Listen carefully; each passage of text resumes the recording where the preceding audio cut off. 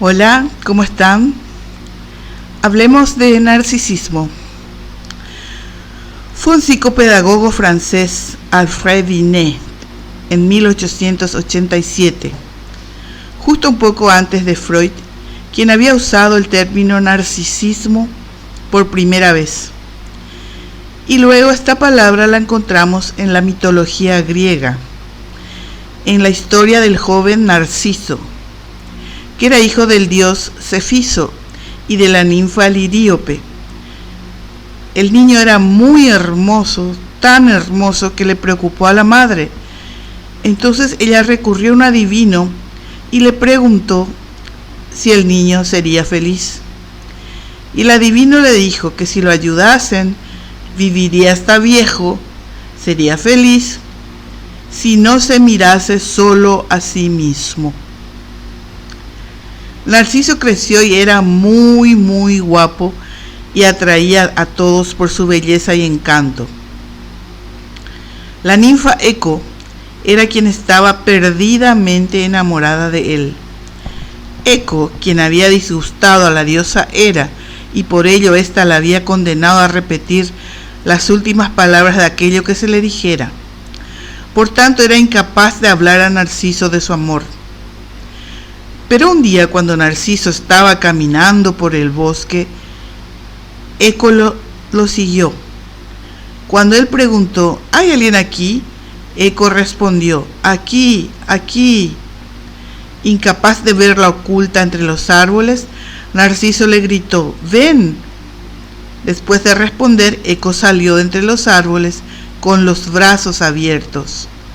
Pero él la rechazó de una manera bastante desagradable, y ella quedó tan infeliz que se fue a los valles y no pudo hacer nada, aparte de repetir las últimas sílabas de lo dicho. Eco, desolada, se ocultó en una cueva y allí se consumió, hasta que solo quedó su voz. Así, en ese momento, Narciso tuvo apetito. Némesis, la diosa de la venganza, lo llevó a un viaje de caza y él se extravió en el bosque. Perdido, descansó cerca de un estanque y se miró en él. Para castigar a Narciso por su engreimiento, Némesis hizo que él se enamorara de su propia imagen reflejada en el agua. Narciso se olvidó de comer, quiso acercarse a la imagen reflejada en el agua, pero vio que era inaccesible para él, como él lo había sido para Eco. A fuerza de mirarse a sí mismo en una contemplación absorta, incapaz de separarse de su imagen, acabó arrojándose al espejo de agua, y en el lugar donde se hundió, creció una flor temprana de primavera que hizo honor al nombre y la memoria de Narciso.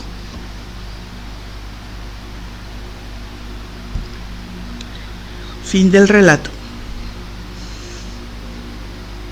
Cuando una periodista le preguntó a Sergio Andrade qué es lo que más extrañó dentro de la cárcel, él contestó: un espejo. Ahora vamos a pasar del mito de Narciso a lo que significa en salud mental el narcisismo. Previamente aclaremos unos conceptos. Ego. La palabra ego proviene del griego y significa yo, primera persona, del singular. También en la mitología griega, Eros es el dios del amor. En cambio, Tánatos es la personificación de la muerte. En la teoría de Freud, que es el psicoanálisis, se llama Eros a la pulsión, al impulso de vida, a la fuerza de cohesión, la fuerza de unión e integración, a la que proporciona el empuje necesario para contrarrestar todo lo destructivo. Eros busca unir, conservar la vida y además de satisfacer la libido. Libido con V larga es también conocida como la energía sex. Es un impulso que motiva el deseo sex y las inclinaciones afectivas emocionales. Es decir, libido es una energía de las inclinaciones que se refieren a todo lo que se puede acabar con el término amor. Eros, ¿verdad? Era amor erótico. En contraposición a estas dos fuerzas, porque vimos que Eros es una pulsión, un impulso, la libido es una energía, bueno, hay otra fuerza que está en nuestra alma, en nuestro cerebro, en nuestra psique, ¿verdad? Porque psique en griego quiere decir alma, quiere decir mente, quiere decir interior, ¿verdad? En contraposición al Eros está el Tánatos, que es el instinto de muerte. Es una fuerza también que subyace al instinto agresivo y a la compulsión a la repetición. El Tánatos busca satisfacer los impulsos agresivos y destructivos, teniendo por objetivo la desunión de la materia y la devolución al estado inorgánico. Es una tendencia, una necesidad básica, primaria, que tiene lo viviente a regresar al estado inorgánico, o sea, a retornar el estado inanimado desde donde emergió. El Tánatos es una energía silenciosa pero presente. El Tánatos, por ejemplo, se puede sentir en el cansancio, en la fatiga, en el logro de una meta, a veces en un llanto, cuando uno piensa que la persona, las misas, por ejemplo, o decir que van a estar felices con obtener la corona y de repente rompen en llanto. Es una energía que tenemos, el Eros en contraposición al Tánatos. Asimismo, Freud, en su obra Introducción al Narcisismo de 1914, nos cuenta que un recién nacido pasa por una primera etapa de lo que él llamó el narcisismo primario, donde el niño es el centro del mundo desde el principio. Freud llamó al fenómeno His Majesty the Baby, su majestad el bebé. Es decir, el pequeño llora y su madre abre camino rápidamente para cuidarlo, alimentarlo, cambiarlo, medicarlo, etc. El bebé está en el centro de la familia. Entonces, su majestad el bebé está arropado narcisísticamente por sus padres, progenitores o encargados. Es percibido como la reactualización del narcisismo paterno y materno.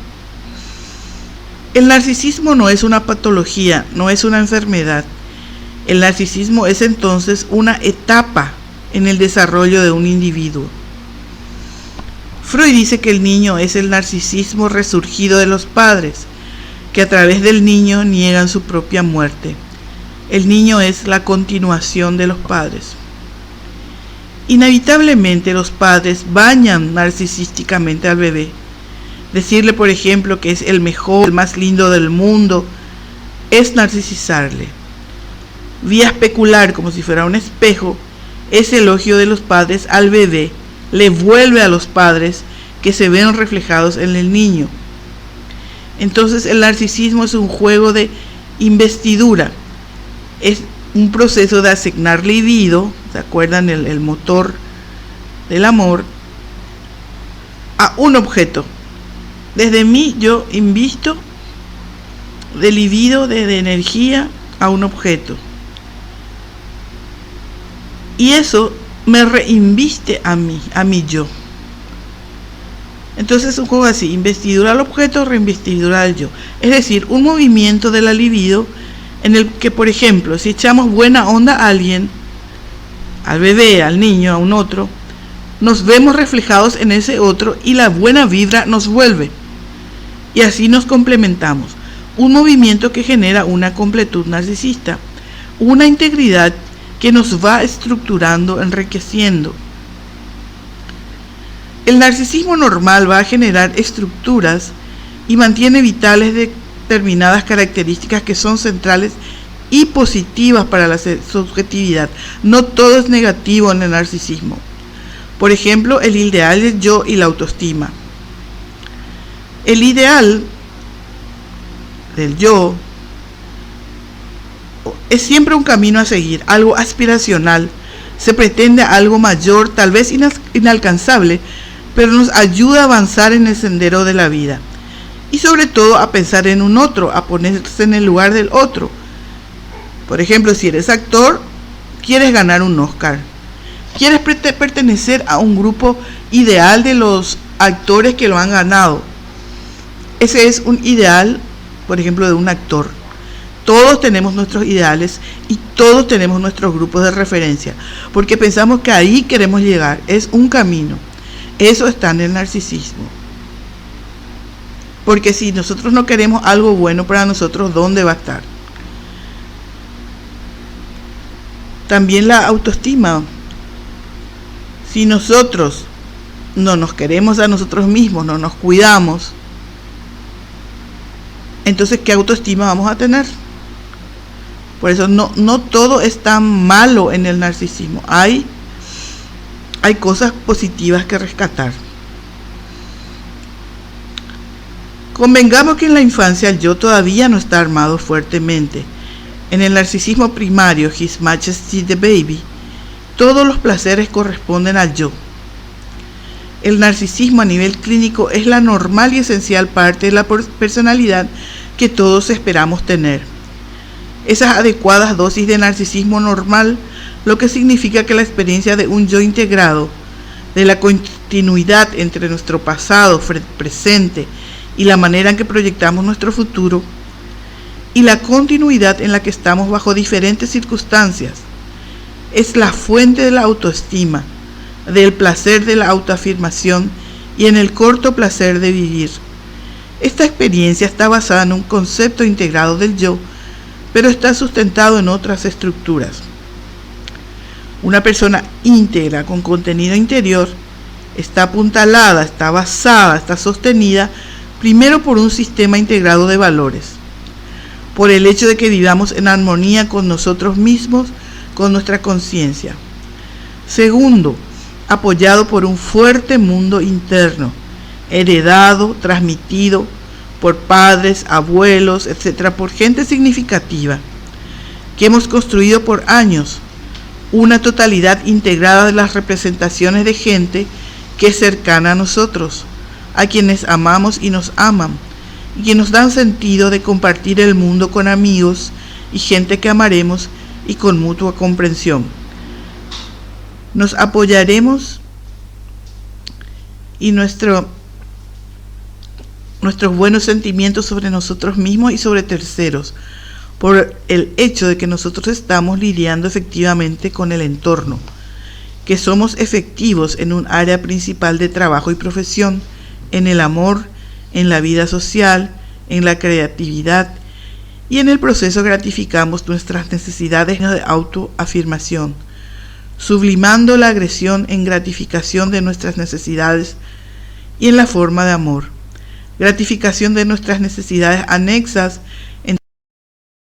y nuestras necesidades para crear lazos en términos de amistad y disfrutar de interacciones con nuestra riqueza de amigos cercanos. Todas estas estructuras psicológicas sostienen el sentido normal de la autoafirmación y autoestima.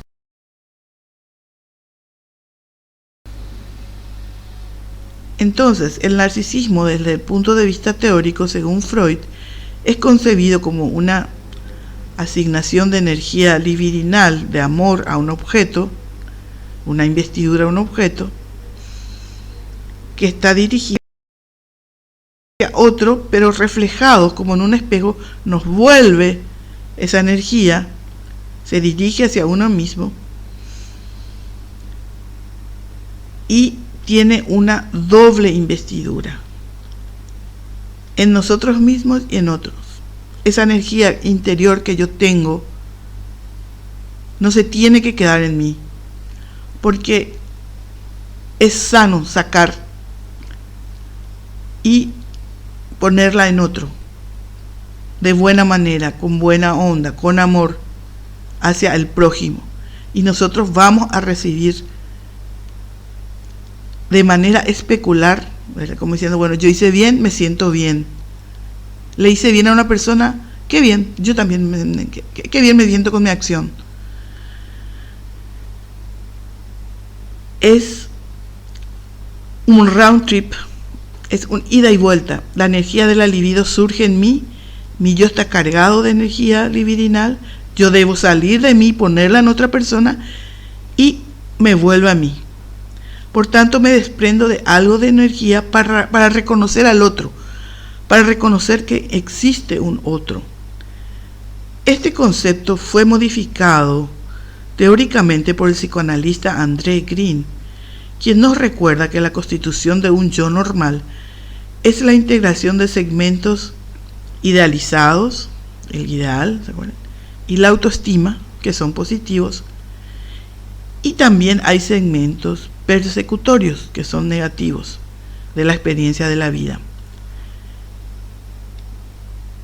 Significa que nosotros integramos amor tanto como odio. O sea, dentro nuestro tenemos el eros y tenemos el tánatos. André Green sugiere que el narcisismo constituye la investidura de un objeto, una combinación de impulsos amorosos y agresivos. Aspiracionalmente, en circunstancias normales, de un fuerte predominio del eros, del placer del yo, en la autoafirmación. Eso es lo ideal, de que predomine la investidura del eros, antes que el dominio de los impulsos agresivos, en lo que nuestro bienestar depende principalmente de la expresión de la agresión dirigida hacia otros y hacia nosotros mismos. ¿Qué pasa después de la etapa de Su Majestad el bebé?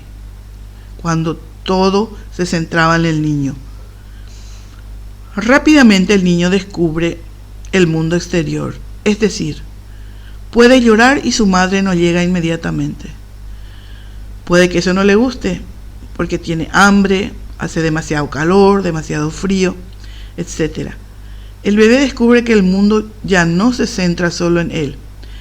Es básicamente el descubrimiento de la alteridad, de la otredad, de los otros.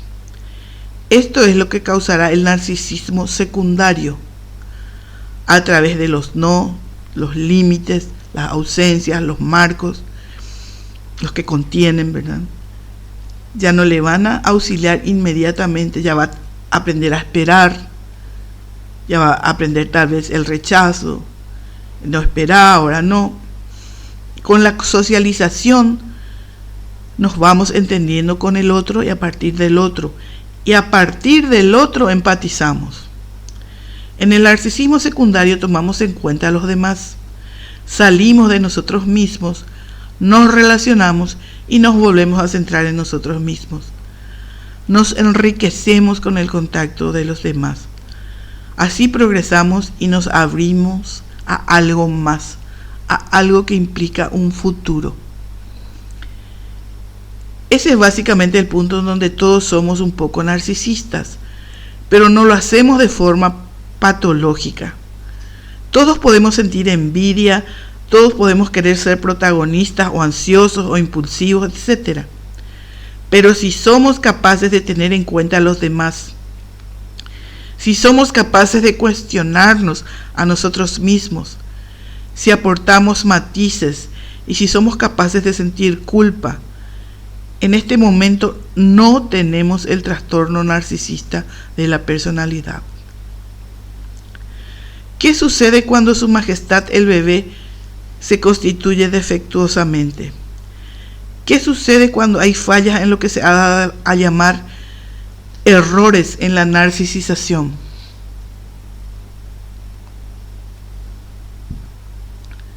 Surge un trastorno narcisista de la personalidad, a una estructura del tipo infantil. No puede ceder su posición de un niño. Para el narcisista, perverso, el otro es un objeto de satisfacción. Se queda instaurado como si fuese ley, se queda como un déspota. Yo soy la ley y ustedes están para satisfacerme, que es una típica actitud infantil. El narcisista perverso no empatiza. Uno puede dar la vida por un narciso de estos, puede salvarle la vida, salvarle de la cárcel, y te dice, sí, pero perdí mi carrera. O sea, su carrera es más importante que su vida y que sus hijos inclusive. Porque no puede amar, no puede proyectarse a sí mismo en el otro. No tiene culpa ni duda. Él se muestra completo. La relación con el otro es de satisfacción, pero es solamente hacia él. Es one way, no es round trip. Hay una habilitación en la historia del narcisista perverso a quedarse en el lugar infantil por los propios padres. Hay un mensaje a veces consciente e inconsciente que las madres le dicen, y tú puedes quedarte en ese lugar, de su majestad del bebé. El mensaje está en el acto. El padre perjudica al hijo y lo habilita. El acto habilita. Si lo perjudicó, el hijo le puede devolver la violencia. La historia marca al sujeto en todo. El tiempo determina el espacio. Las estructuras malignas le quiebran la psique, la mente al niño, que a la vez les habilita a la destrucción del otro. El narcisista perverso es el sujeto que se va a satisfacer a sí mismo más allá del otro, y no le importa al otro. El narcisista perverso se engrandece a costa de rebajar a los demás y evita cualquier conflicto interior o cualquier estado de ánimo al descargar sobre el otro la responsabilidad de lo que no le funciona. Si no hay culpa, no hay sufrimiento. Así piensan. El proceso narcisista perverso solo se vuelve destructor con la frecuencia y la repetición a lo largo del tiempo. Un narcisista perverso es permanentemente perverso. Se encuentra fijado a ese modo de relación con el otro y no se pone a sí mismo en tela de juicio en ningún momento. Aun cuando su perversidad pase desapercibida durante un tiempo, se expresará en cada situación en la que tenga que comprometerse y reconocer su parte de responsabilidad, pues les resulta imposible cuestionarse a sí mismo. Estos individuos necesitan rebajar a los otros para adquirir una buena autoestima y mediante esta adquirir el poder, pues están ávidos de admiración y de aprobación. No tienen ni compasión ni respeto por los demás, puesto que la relación con ellos no les afecta. Respetar al otro supondría considerarlo un tanto que ser humano y reconocer el sufrimiento que se les causa. ¿Cómo reconocemos a un narcisista perverso o patológico? Lastimosamente, recién los reconocemos por las víctimas que ha dejado en el camino. Ellos no tienen cura ni tratamiento, pero no por eso hay que renunciar a ayudar a las víctimas. Se trata de una depredación, es decir, de un acto que consiste en apropiarse de la vida de los otros, del eros que hay en ellos. Dejar de nombrar al narcisismo patológico o perverso o maligno es un acto todavía más grave, pues supone tolerar que la víctima permanezca indefensa, que sea agredida y que se le pueda agredir a voluntad.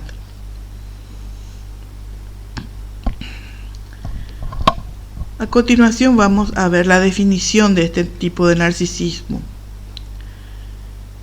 Es un desorden de la manera en que el narcisista patológico se ve a sí mismo, de su autopercepción y de las relaciones con los demás. La perversidad no proviene de un problema psiquiátrico, sino de una fría racionalidad que se combina con la incapacidad de considerar a los demás como seres humanos.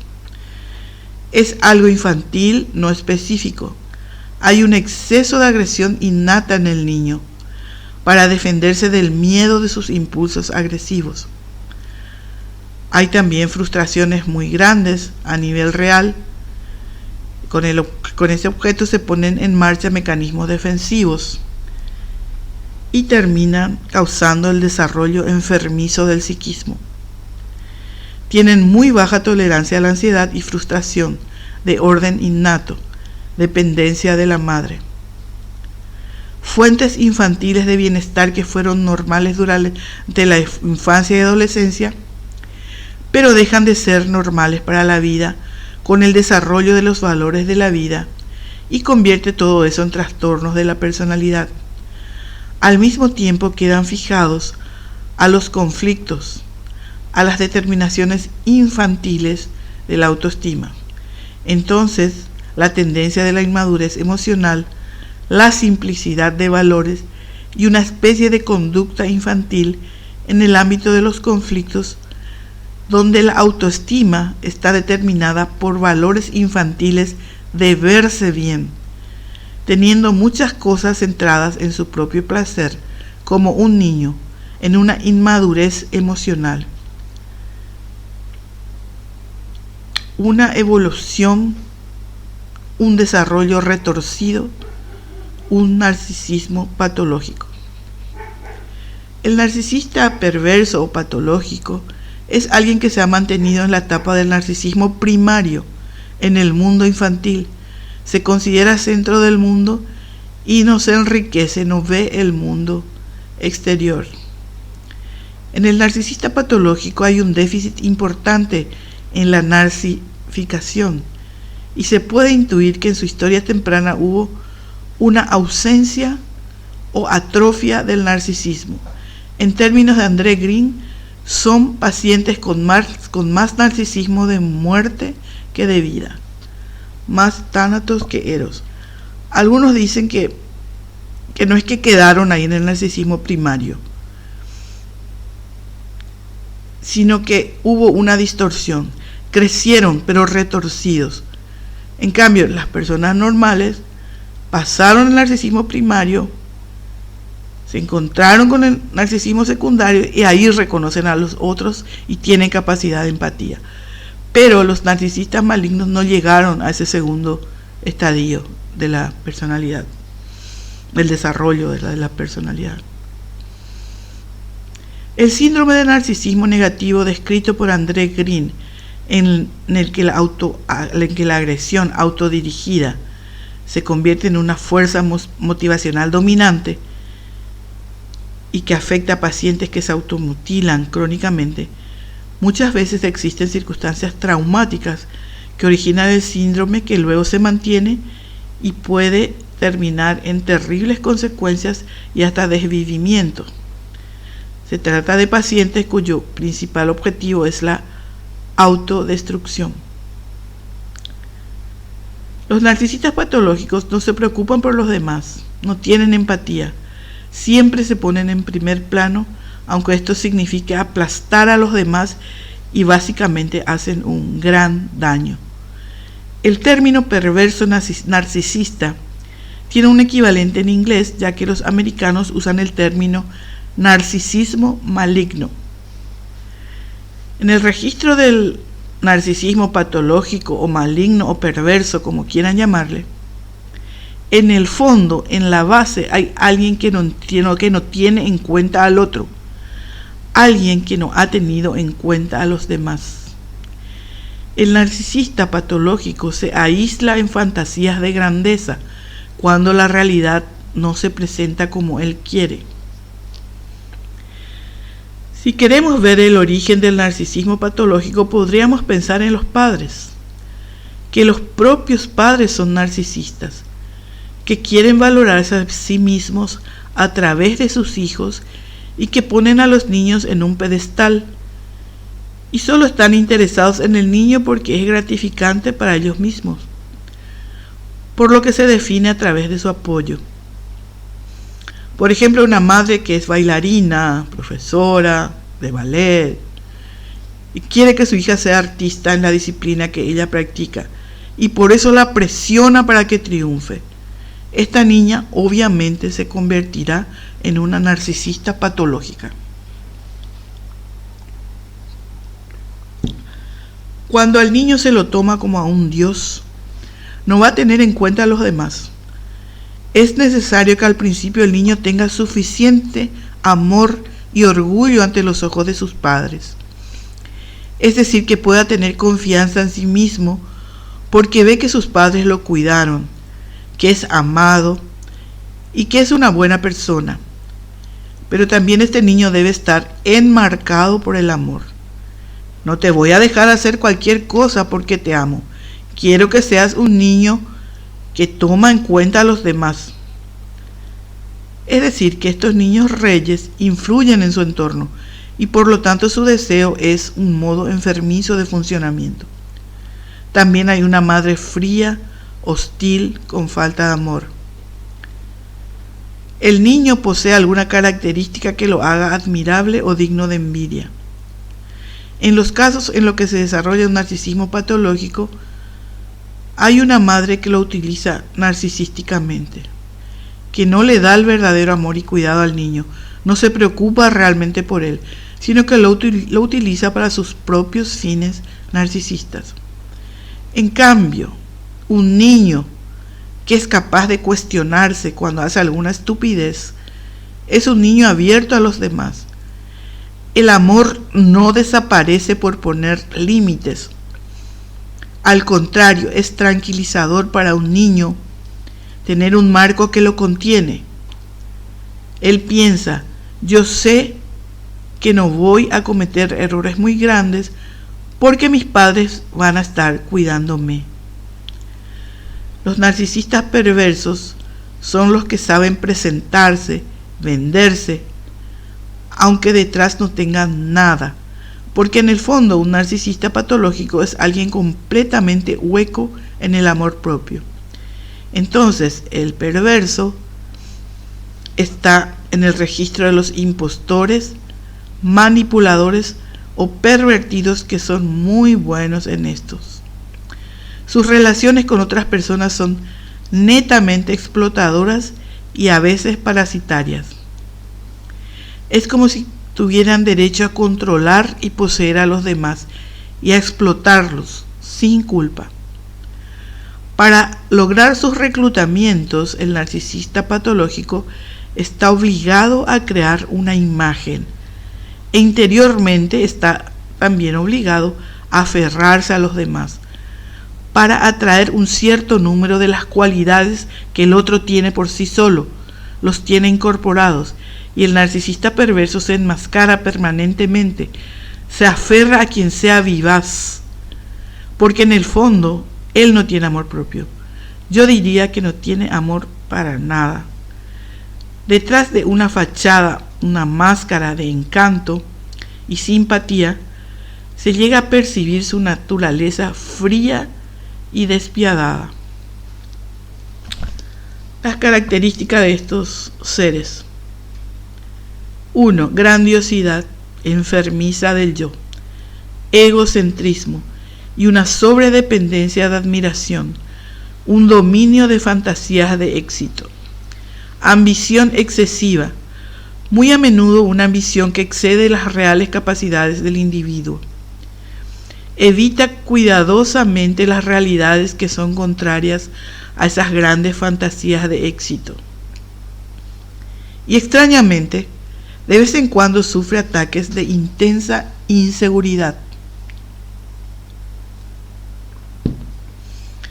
Cuando la base patológica del yo colapsa y deja al individuo en una tremenda sensación de inferioridad, inseguridad e impotencia, queda en un estado devastador, catastrófico, extremadamente doloroso, del que intentan escapar lo más rápido posible para recrear el habitual sentido de asegurar la grandiosidad que es la base retorcida del yo, una exagerada centralización en sí mismos, notable falta de interés y empatía hacia los demás, no obstante la avidez con que buscan su tributo y admiración. Las interacciones del perverso narcisista con otras personas están referidas a sí mismos en medida inusual. Sienten gran necesidad de ser amados y admirados y presentan una curiosa contradicción entre un concepto muy elevado de sí mismos y una desmedida necesidad de homenaje por parte de los demás. La gran necesidad del narcisista maligno de recibir el tributo y la adoración de los demás lo lleva muchas veces a decir que dependen de otras personas, por ejemplo de su tribu, de su raza, pero en un nivel más profundo son incapaces de depender verdaderamente de nadie, debido a la desconfianza y al desprecio que sienten hacia los demás. Otra característica es la envidia. Tienen problemas de envidia consciente e inconsciente. Usan el mecanismo de proyección, que es de alguna manera culpar al otro por el sentimiento interior de envidia que no soportan. A menudo detrás del desprecio a la gente hay una envidia inconsciente. Tienden a devaluar a los que envidian y pudieran constituir un peligro para su sentimiento de grandiosidad. Poseen una cantidad excesiva de envidia y comportamiento desdeñoso, devaluador hacia los demás. La devaluación de los demás es para protegerse de la envidia. Desprecian para no sentir que tienen que envidiar. Le bajan el precio a sus rivales. La envidia es como un acompañante casi constante del perverso narcisista. Les crea un sentimiento penoso. La envidia profunda les envenena la vida cotidiana. Sienten una gran envidia hacia aquellos que poseen algo que ellos no tienen o que simplemente parecen disfrutar de sus vidas. La envidia es un afecto normal complejo que todos experimentamos. Es una forma derivada de agresión, derivada en última instancia de la lucha del sistema afectivo. Y a partir de su desarrollo, no solo le invade al perverso narcisista una rabia intensa, sino también una configuración de la rabia, o sea, una transformación de la rabia en odio, que es un derivado estructural de la rabia. Es un deseo intenso y permanente de destruir lo que se considera peligroso, doloroso o amenazante. Entonces, el odio es una relación con alguien. Hay un otro que es odiado, lo reconocemos. Una relación internalizada estable entre uno mismo y el objeto odiado. Y por supuesto, con los miedos correspondientes de que el odio de otras personas nos pueden destruir. ¿Cuál es la diferencia entre el odio y la envidia? Es que en el odio tú intentas destruir lo que es malo, peligroso y amenazante. En cambio, la envidia es una forma especializada de odio que se dirige no contra el objeto malo, sino contra algo bueno que queremos tener y que nos están reteniendo, que no podemos conseguir. De modo que la envidia se dirige contra algo que en el fondo amamos.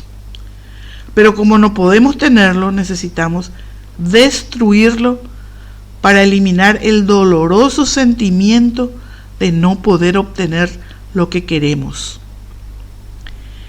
En estos casos es muy intenso y es realmente un afecto permanentemente motivado, que es extremadamente peligroso porque está dirigido a lo que es bueno.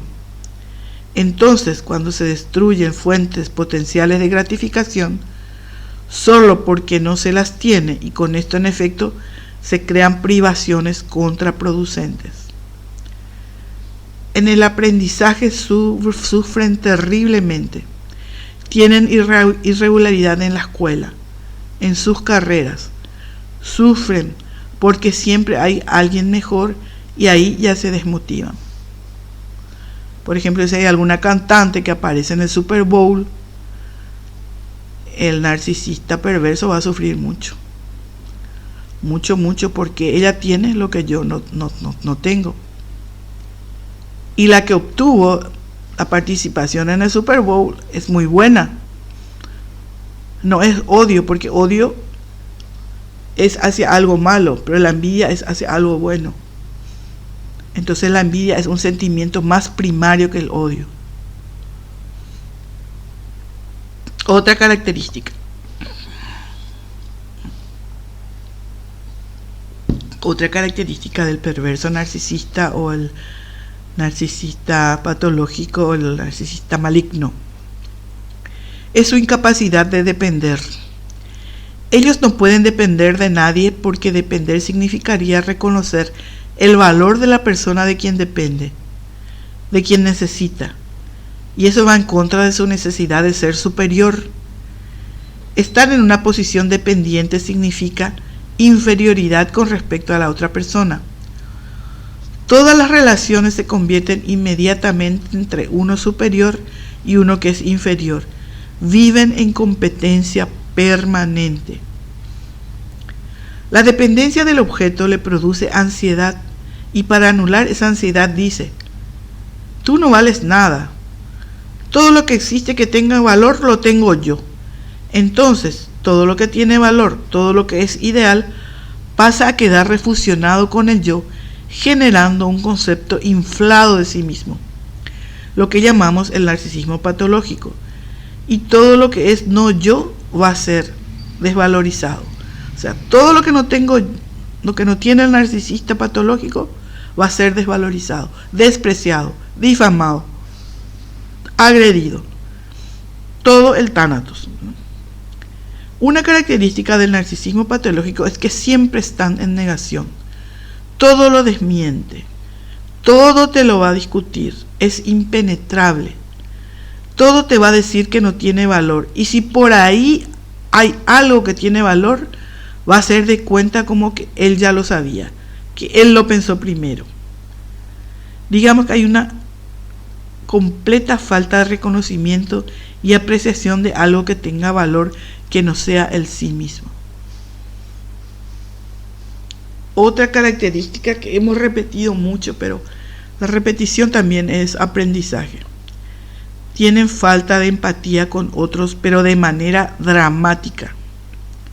Incapacidad de ponerse en los sentimientos ajenos, que es la consecuencia de la destrucción de su eterno mundo de relaciones personales, envidia y grandiosidad.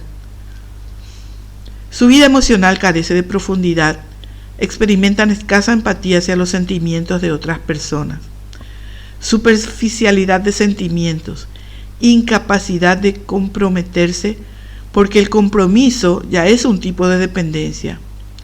Tienen dificultad para comprometerse con un amor de objeto, gran dificultad para establecer relaciones amorosas estables, dificultad para comprometerse con el trabajo o la profesión. Muy a menudo viven con el temor de que si hago eso me perderé lo otro. ¿Qué debería hacer? Si firmo contrato con esta o con la otra televisora. Esa sensación de que siempre hay otros contratos que son mejores. Es un ejemplo, pero siempre existe la sensación de que hay cosas que son mejores y que si se comprometen con una cosa se están perdiendo lo que aún podrían colocarlos en un lugar superior y por lo tanto su propia grandiosidad es más importante que su profesión, su arte, sus relaciones o sus hijos. Son incapaces de experimentar auténticos sentimientos de tristeza, duelo, anhelo y reacciones depresivas. La incapacidad para tipos maduros de duelos y el síntoma común es la incapacidad de duelar. No tienen sentido de discontinuidad, de breaks. Fuera de la vista, fuera de la mente. Out of sight, out of mind. Ojos que no ven, corazón que no siente. Cuando se sienten abandonados o defraudados por otras personas, suelen exhibir una respuesta aparentemente depresiva, pero que examinada con mayor detenimiento, resulta ser de enojo y resentimiento cargados de deseos de venganza y no verdadera tristeza por la pérdida de una persona que apreciaban. Recuerdo que a Marlene le dijeron, esto es una guerra. Mucho resentimiento, enojo y venganza. porque viven en el polemos. Polemos es una palabra griega que significa guerra, discordia, lucha, conflicto, polémica. Polémica luego viene de polemos, problemas, etc. Ellos viven en el caos. Esa es su manera de existir, porque son vacíos por dentro. Por eso es inútil ayudarlos. Cuando un narcisista patológico siente que ha sido ayudado, paradójicamente se siente peor. Operan bajo la presunción de que la única manera que todos se interesen en él es iniciando una pelea. Solo en medio de las interacciones agresivas hay un real interés, y ellos provocan y transforman todo en un campo de batalla y destruyen todo lo que reciben, como parte de mantener una guerra crónica al costo de la autodestrucción. Entonces son sentimientos, son afectos extremadamente sadomasoquistas. Muestran un grado frágil de idealización, es decir, ven gente, cosas que admiran, algo fantástico que ellos quisieran tener, así que la idealización es como un paso preliminar para incorporar algo, o incorporar lo que va en contra de la envidia inconsciente de lo que admiran. Entonces se descompone y desaparece, y se encuentra esto en la promiscuidad sex del narcisista perverso. Tienden a idealizar a personas de quienes esperan una gran gratificación, un combustible de su narcisismo, y a desvalorizar y despreciar a aquellos de quienes ya nada esperan. O sea, por lo tanto, otra característica es que tienen un sistema de valores deficientes. Hay una debilidad de la internalización ideal de las posiciones éticas y morales. Son personas que parecen perfectamente morales en su comportamiento habitual, pero sus sistemas de valores son infantiles. Muestran cosas extrañas como la grandiosidad. Ellos están en un camino que todavía está determinado por el infantilismo. Otra cosa que los caracteriza son los severos cambios de humor. No pueden evitar un estado de ánimo depresivo severo y repentino, que comienza súbitamente, pero también termina repentinamente y llega a su puesto.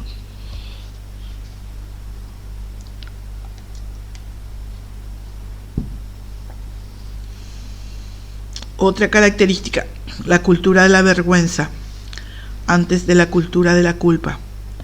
En términos sencillos, no actúan antisocialmente, porque ellos sienten temor de ser atrapados y pasar vergüenza. No porque tengan sentido de culpa. Ellos no roban porque se sentirían culpables al hacerlo, como todos los demás, sino que ellos no roban porque pasarían vergüenza, y solo se sienten tentados a llevar a cabo conductas antisociales cuando están 100% seguros de que nada les va a pasar, de que van a tener impunidad. ¿Cuál es la diferencia de vergüenza y culpa? Vergüenza es un sentimiento doloroso. Están más preocupados por ser atrapados en una posición de inferioridad que los degrade. Teóricamente, la vergüenza es una experiencia interpersonal. Indica que uno muestra algo que no querríamos que nadie lo vea porque pensarían que es terrible. En cambio, la culpa es un afecto intrapsíquico, es no hablado a la altura de las propias expectativas, implica duda o actuar en contra de la propia convicción, por lo que es un sentimiento de inutilidad que deriva desde uno mismo, desde nuestra propia conciencia interna. O sea, para tener culpa no necesitamos de nadie. Para tener vergüenza, sí, alguien nos tiene que estar mirando, nos tienen que descubrir. La vergüenza es un afecto primitivo tempranero que gradualmente se va transformando en culpa. En la culpa, aun si nadie mira, uno se siente muy mal acerca de uno mismo. Eso no es vergüenza, Eso es un sentimiento de culpa de algo que no está a la altura de nuestros propios estándares. ¿Cómo hice esto? ¿O cómo voy a hacer esto? Hay una duda en la culpa. La norma de nuestra cultura es la cultura de la culpa. Porque una cultura de la vergüenza sería aquella en la que todos pueden salirse con la suya siempre y cuando no sean atrapados. Tiene un carácter más primitivo, una calidad regresiva. Por lo tanto, la incapacidad de depender, los severos cambios de humor, la vergüenza predominante sobre la culpa, los valores infantilistas son las típicas manifestaciones de un sistema deficiente de valores del narcisismo maligno.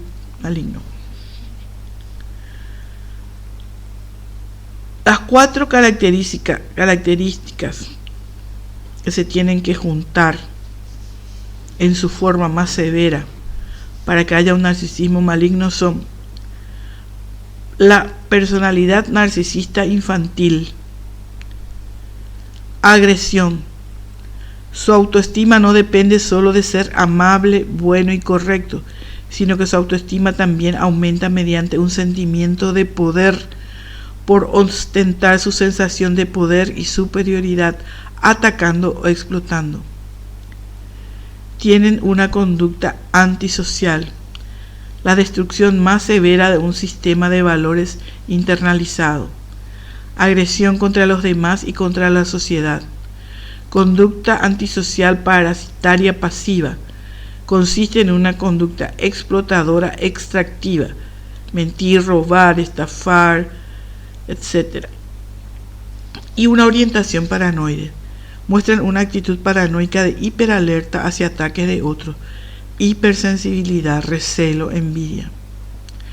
El narcisismo maligno es un síndrome severo, un síndrome específico de severidad del trastorno de la personalidad narcisista. No todas las enfermedades extremadamente severas de la personalidad narcisista muestran el síndrome de narcisismo maligno. Solo un grupo muestra este síndrome específico. Por otro lado, hay personalidades narcisistas cuya patológica grandiosidad del yo es lo suficientemente fuerte y poderosa como para hacerles capaz de funcionar en la vida normal, que en la superficie no muestran que están enfermos, excepto porque son individuos de una naturaleza inusual, de extrema grandiosidad, extrema agresión, características antisociales extremas y extrema orientación paranoide. Parecen tener un yo mucho más estable, pero tiene que ver con que se refugian en fantasías narcisistas y se aíslan. Pueden mantenerse estables emocionalmente en un trabajo y destacarse inclusive para llegar a lugares altos, pero son como genios prometedores, como pequeñas promesas que parece que van a despuntar, pero terminan decepcionando por la banalidad de sus logros. El perverso narcisista parece interesarse en una determinada disciplina práctica, en tanto que ésta le puede conseguir admiración y algunas otras cosas que lo beneficien narcisísticamente, pero no hay un verdadero interés, ni dedicación, ni trabajo. Se saben vender bien, pero no hay un esfuerzo auténtico. Los líderes de sectas con este síndrome, con esta patología, tienen aires de grandiosidad, necesidad de hacer pelear a sus miembros, explotar la paranoia natural sembrando la desconfianza entre unos y otros. Demuestran una conducta extremadamente agresiva y una total ausencia de sentimientos de culpa en relación con el ataque al enemigo. Tienen que ser amados y temidos. Los narcisistas malignos son seres distintos a los demás, pero se presentan, se venden como si fueran normales, se mimetizan, se mezclan, imitan. En síntesis, son actores que interpretan un rol. La palabra máscara en griego también significa persona. En la superficie no exhiben desórdenes serios de conducta, aunque su comportamiento social suele ser satisfactorio y el control de sus impulsos en general. Déjenme en este punto decir ciertas cosas sobre salud física y salud mental. Cuando se habla de salud física, a nadie se le ocurre igualar las enfermedades. Entendemos que no todos somos diabéticos, hipertensos, enfermos renales o hepáticos con cardiopatías. No nos atreveríamos a juzgar o a diagnosticar a otra persona de acuerdo a la patología que tengamos nosotros mismos, y menos pensar que todos los seres humanos sufren de una misma enfermedad. ¿Por qué tenemos tan claro lo de la enfermedad física? Porque la medicina es una de las disciplinas más antiguas que se ha instalado en la civilización, en la sociedad, en la cultura. Imagínense que Hipócrates, el médico griego, es del año 400 a.C. Sin embargo, en salud mental, la mayoría de la gente cree que todos somos normales. Y desde ahí piensan un problema y lo analizan y pretenden resolver algunos casos complejos. Por eso el análisis suele fallar, porque se parte de premisas falsas. Hay que pensar que no todos somos normales, aunque en apariencia pareciera que sí. Tal vez el desconocimiento del fenómeno de la salud mental se debe a que la psicología es una ciencia relativamente nueva comparada con la medicina. El padre de la psicología, Wilhelm Wundt, creó un laboratorio en la Universidad de Leipzig en 1879, en el siglo XIX, y ahí nace la psicología como ciencia. En esa sintonía, Sigmund Freud fue el creador del psicoanálisis, una teoría sobre el funcionamiento de la mente y un método para ayudar a las personas que sufren problemas psíquicos. Freud publica en el año 1900 su libro La interpretación de los sueños, con el que comienza su influencia en la historia. Bueno, vamos a las últimas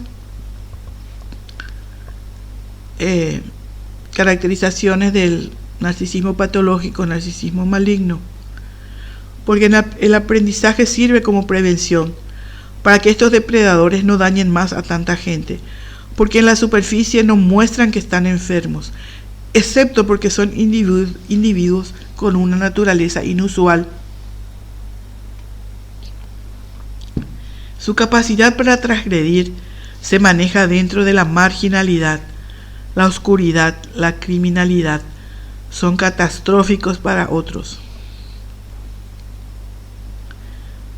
Dijimos que tienen una personalidad narcisista extrema, una orientación paranoide, una actitud de extrema agresión y una conducta antisocial extrema. Poseen una sensación emocional crónica de vacío. El narcisismo patológico es lo contrario al amor. Tienen una gran capacidad para la acción. Como no tienen escrúpulos, tienen una tendencia a la acción